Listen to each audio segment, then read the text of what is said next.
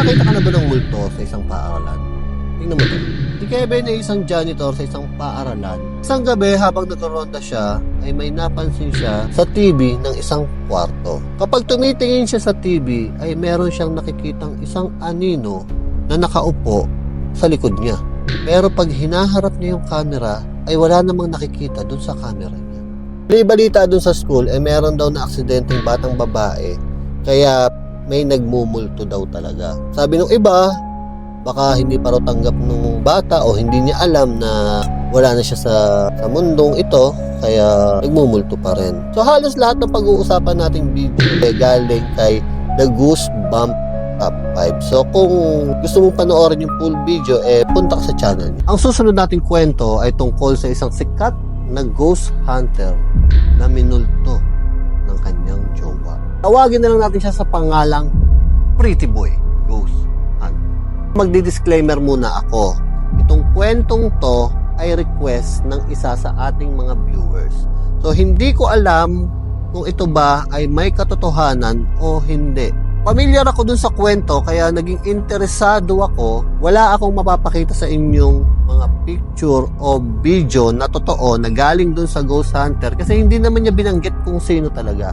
So gagamitin ko kung ano na lang yung available. Yung mga muka o mga litrato o mga video na ipapakita ko sa inyo na nagsasaad about dito sa ghost hunter na to, hindi totoo yan.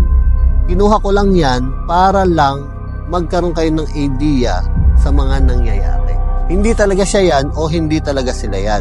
So itong si Pretty Boy Ghost Hunter, isa sa mga pinakasikat daw na ghost hunter dito sa atin. No? Sa di kalayo ang lugar, siya ay nakikitang nag-e-explore sa mga lugar na hindi pa na-e-explore ng mga ordinaryong tao. Kilala siya sa pagiging matapang at bukod doon, kilala siya sa pagiging pogi.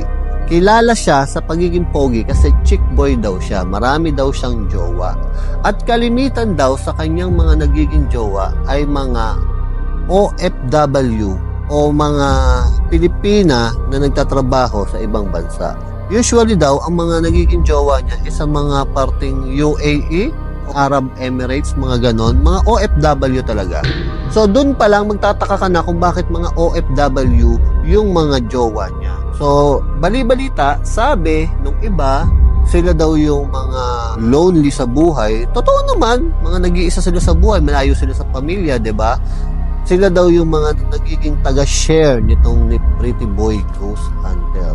Sila din daw yung mga nagiging number 1 supporters. Bakit ginojowa? Sabi ng iba, si Pretty Boy Ghost Hunter daw nakakakuha ng mga gadget, taga-load sa cellphone, taga-bayad ng internet, taga-bayad sa binabayarang sasakyan, motor o kotse, di natin alam. So, nagiging chismis na po ang nangyayari.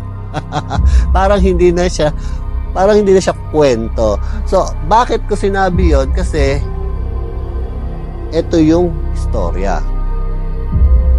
So, isa sa mga naging jowa ni Pretty Boy Ghost Hunter ay si Maluwang at si Daniela Tikip. Magkaibigan si Maluwang at si Daniela Tikip. Hindi ko alam kung paano nangyari na naitago niya doon sa dalawang magkaibigan na meron siyang relasyon doon sa dalawang magkaibigan. Sabi nila magaling daw mambola, sabi nila magaling daw talagang magsalita. Paanong hihindi ang isang ordinaryong babae kay Pretty Boy Ghost Hunter? Unang-una, sikat na content creator. Pangalawa, mamasel ang muka. Pangalawa, mala-adonis ang muka. Kakaingit to si parang nasa kanya na lahat ng biyaya sa buong mundo. Pangatlo, ay napakatapang daw talaga niya. Kung papanoorin mo daw siya, makikita mo na lahat ng masisikip ay pinapasok niya. Lahat ng abandonadong lugar ay talaga naman daw ine-explore niya. Siguro talagang ang galing nito. Nagsimula yung kwento ng kababalaghan nung nalaman ni Daniela Tikip na jowa din pala ni Pretty Boy Ghost Hunter si Maluwang. So, sabi sa balita, hindi daw talaga kinaya yung sakit na naramdaman ni Daniela Tikip sa nangyari. Broken hearted. Masakit, di ba?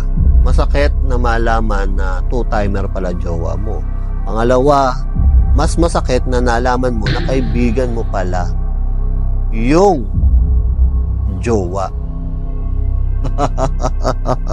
Alam mo, hindi ko alam kung parang gusto ko na mag-back out sa kwentong to eh. Dahil daw sa nangyari, binawi daw ni Daniela Tikip ang kanyang sariling buhay. Doon daw nagsimula ang kababalaghan sa buhay ni Pretty Boy Ghost Hunter. Ewan ko kung totoo kasi sabi daw, bigla na lang daw nag-ring yung cellphone ni Pretty Boy Ghost Hunter na wala naman tumatawag. Siguro nananaginip lang kasi nangyayari daw to tuwing parang mag-aalas stress na yata ng umaga. Siguro baka napapanaginipan niya. Dito nagsimula yung kwentong minulto daw siya ng kanyang jowa. Wala naman ako nabalitaan na lumabas ito sa social media. Sabi-sabi lang, kwento lang nung subscriber natin. Tapos tipin mo kung saan magsisimula yung kwento, siguro sa mga kaibigan. Base doon sa mga kwento, siguro laging binabangungot si Pretty Boy Ghost Hunter. Bigla daw nagigising ng 10 oras ng gabi si Pretty Boy Ghost Hunter. Tapos sumisigaw at binabanggit ang pangalan Daniela. Take note hindi daw sila nagkita ng personal. Oo, parang magkikita pa lang sila. Kwento, pauwi daw si Daniela Tikip, then tumawag, and then kabulilyasuhan na nadiskubre na maraming jowa si Pretty Boy Ghost Hunter, at ayun, hindi kinaya, so binawi niya yung sarili niyang buhay. And then simula nung nabalitaan ni Pretty Boy Ghost Hunter yung pangyayari, doon na daw nagsimula yung laging binabangungot. Parang pumasok sa haka-haka siguro ng tao na yung pagkakabangungot mismo ang paraan ng pagmumulto sa kanya. So, explainable siguro. Maraming nagsasabi na ito daw ay karma. Tingin mo, ito daw ay deserve ni Pretty Boy Ghost Hunter. Ako, familiar ako sa kwentong to, pero hindi ko nabalitaan yung gantong mismong pangyayari. So, ini-illustrate ko lang sa inyo. So, kung sakasakaling alam nyo yung totoong pangyayari, pwede nyong i-comment dyan sa baba. Baka may mga alam kayo tungkol sa mga gantong kwento, i-comment nyo dyan sa baba. Baka nabalitaan nyo. Ako, hindi ko talaga siya nabalitaan na may minultong Ghost Hunter. Yung isang part, nabalitaan ko yon. Sabi ko kanina, karamihan dapat sa mga kwento natin dito ngayon, manggagaling kay Goosebump Top 5. So, medyo kinulang tayo sa oras. Babawi na lang ako sa inyo next time. Ko'y sumusugod kahit natata